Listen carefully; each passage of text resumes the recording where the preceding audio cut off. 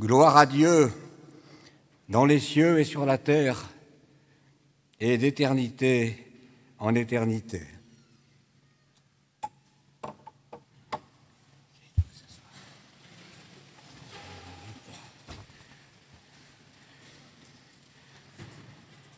Je vous invite à écouter la lecture de 3 brefs passages de nos Écritures saintes. D'abord, dans le livre de l'Exode, au chapitre 24, Dieu dit à Moïse : « Monte vers l'Éternel avec Aaron, Nabab et Abihu et 70 anciens d'Israël, et vous vous prosternerez à distance. » Moïse seul s'approchera de l'Éternel, mais eux ne se rapprocheront point, et le peuple ne montera pas avec lui. L'Éternel dit encore à Moïse : « Monte vers moi sur la montagne, tu y resteras, et je te donnerai les tables de pierre, la loi et les enseignements que j'ai écrits pour que tu instruises le peuple. » Et puis, à la fin de l'Évangile selon saint Jean, c'est ce même disciple qui rend témoignage de ces choses et qui les a écrites. Et nous savons que son témoignage est véridique. Il y a encore beaucoup d'autres choses que Jésus a faites, et si on les écrivait en détail, je ne pense pas que le monde entier pourrait contenir les livres qu'on écrirait. Et enfin, dans l'Apocalypse, le texte qui servira de guide à notre méditation, moi, Jésus, moi, Jean, qui suis votre frère et votre compagnon d'affliction, de royauté et de patience en Jésus, j'étais à cause de la parole de Dieu et du témoignage que j'ai rendu à Jésus dans l'île appelée Patmos. Je fus ravi en esprit le jour du Seigneur, et j'entendis derrière moi une voix éclatante, pareille au son d'une trompette, qui disait : « Ce que tu vois, écris-le dans le livre et envoie-le aux 7 églises, à Éphèse, à Smyrne, à Pergame, à Thyatire, à Sardes, à Philadelphie et à Laodicée et à Paris. » Amen. Je vous invite à chanter au Cantique 193, les strophes 1, 2 et 3.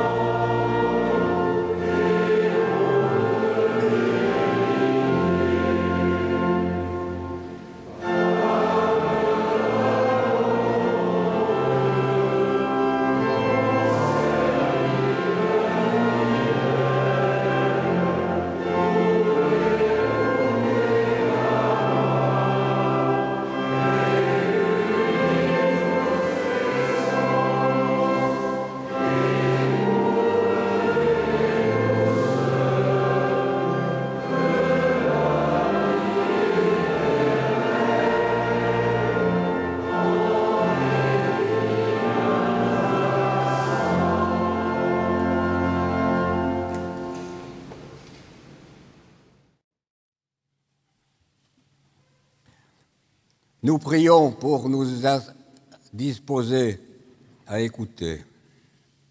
Prière de Søren Kierkegaard. Seigneur, ne nous laisse jamais oublier que tu parles aussi quand tu te tais. Donne-nous d'avoir cette confiance quand nous attendons ta venue, que tu te tais par amour, comme tu parles par amour. Que tu te taises ou que tu parles, tu es toujours le même Père, le même cœur paternel qui nous guide par ta voix ou que tu nous élèves par ton silence. Amen.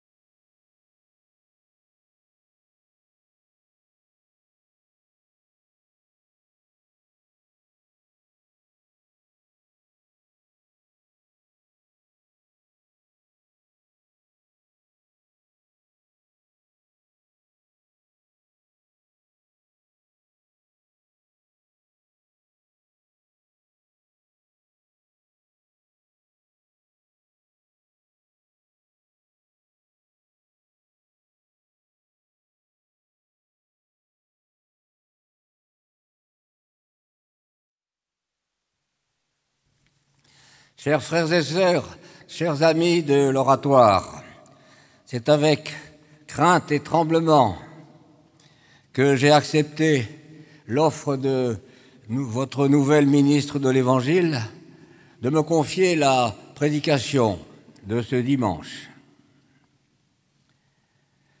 Que Dieu bénisse mon heureuse collègue et toute votre communauté dans la diversité de ses ministères et qui nous donne de vivre chaque jour de cette semaine dans la confiance et la reconnaissance. Nous avons donc ouvert la Bible, lu les Écritures, la Torah, l'Évangile et l'Apocalypse.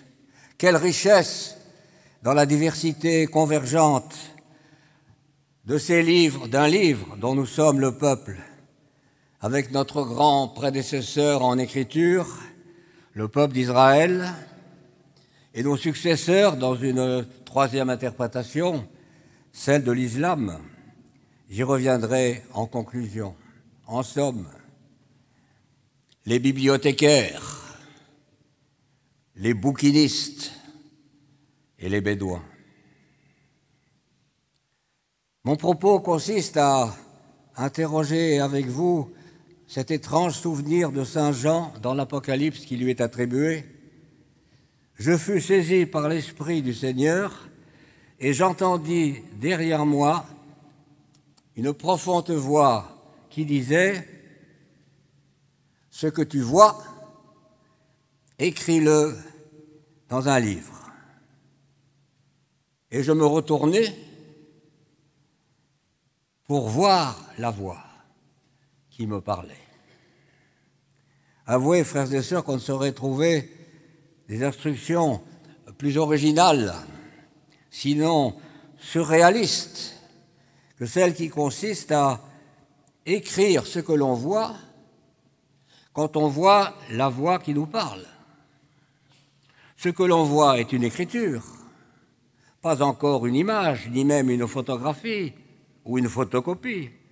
Nous ne sommes pas encore dans le monde actuel dont Paul Virilio nous rappelait, après Jacques Ellul, que l'image va de plus en plus vite, alors que l'écriture et celui qui la lit prend son temps. Ils n'ont rien fait d'autre, les hommes de la Bible, de Moïse à Saint Jean, le premier sur des tables de pierre afin que la parole durable du Dieu d'Israël ne soit jamais effacée, et l'évangéliste, sur quelque parchemin animal ou papyrus végétal, dont l'évangile du même Saint Jean nous raconte qu'il écrivit sur le sable. On ne sait quoi. Par parenthèse, quand nous étions étudiants, il y a des lustres, alors nous venions ici même apprendre à chanter le Magnificat de Jean-Sébastien Bach sous la baguette de Horace Hornung. Enfin, nous avions la plaisanterie facile et parfois spirituelle.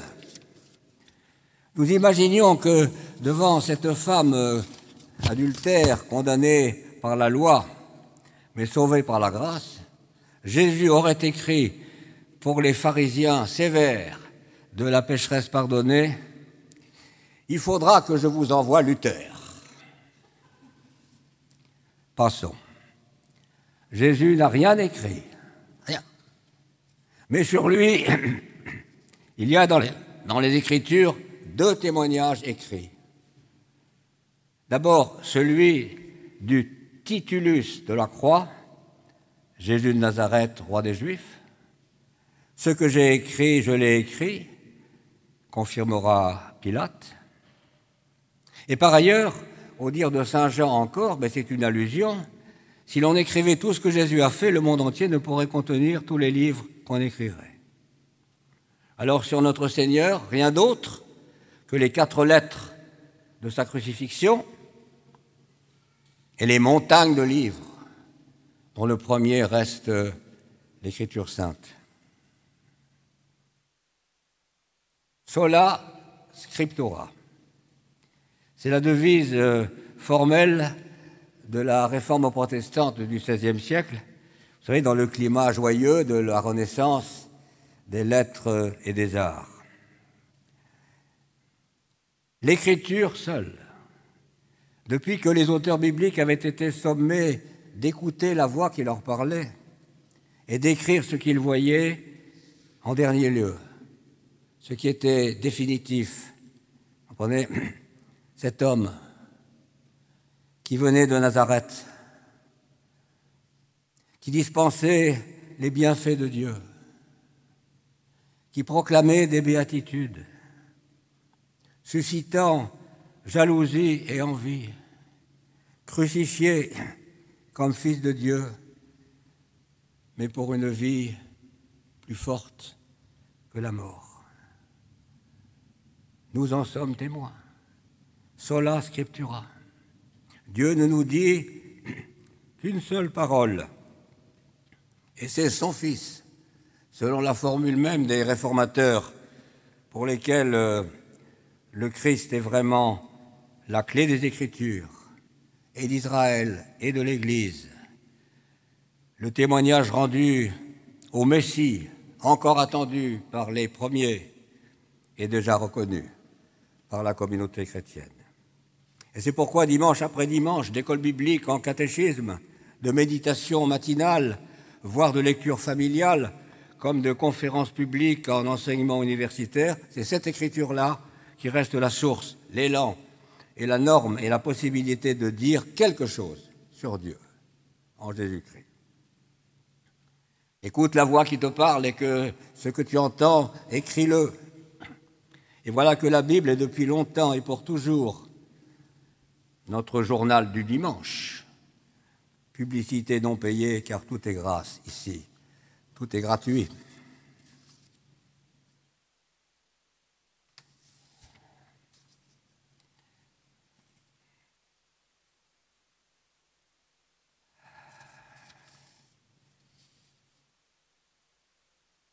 Excusez-moi.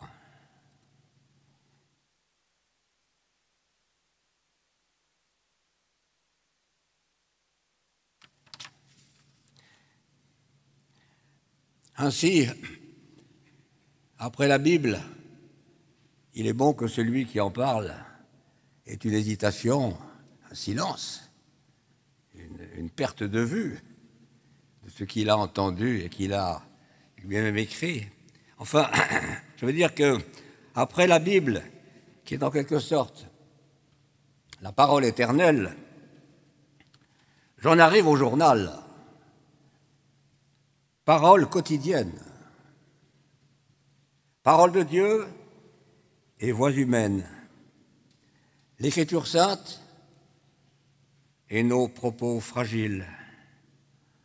Il faut bien les distinguer sans toutefois les séparer, car l'histoire dite sainte des Écritures est insérée dans le grimoire misérable de nos histoires. La parole éternelle s'écrit et s'inscrit dans l'histoire, aujourd'hui encore, et nous ne pouvons pas éviter de nous soumettre au risque et au devoir de l'inscription de la parole dans l'histoire actuelle. C'est pourquoi, même si c'est devenu un lieu commun, le théologien suisse Karl Barth disait au temps de la première résistance au totalisme nazi qui montait sur l'Europe: les jeunes ne peuvent pas seulement étudier la théologie et regarder les nuages du ciel, il faut regarder la vie telle qu'elle est, la lire dans le journal. Donc, ici la Bible, là le journal, les deux vont nécessairement ensemble. Et s'il ne s'agit pas de lire le journal sans la Bible, il ne s'agit pas non plus de lire la Bible sans le journal. Prenez votre Bible, prenez votre journal, mais interprétez votre journal à la lumière de la Bible. Fin de citation. 2 remarques, si vous permettez. D'abord, la Bible n'est pas univoque, tant la seule parole s'y fait entendre dans la diversité des auteurs et des langages. Et ensuite, il faut bien entendu interpréter, comprendre, actualiser. C'est le devoir de chaque lecteur croyant et des églises diverses. Les unes sous une autorité doctrinale qui se dit infaillible, les autres dans une liberté libérale qui se sait précaire, car ce n'est pas facile. Et j'en prends volontiers ici à témoin l'illustre pasteur Jules-Émile Roberti, qui écrivait à son protégé Charles Péguy, en difficulté avec le clergé romain, je cite: « Si vous êtes en détresse, cher ami, pourquoi ne vous confiez-vous pas directement à Dieu ou à son évangile, sans vous accrocher en passant à toutes les ronces des églises ou de l'Église? L'évangile existait avant l'Église. C'est à peu près la seule chose dont on soit sûr en ce monde. »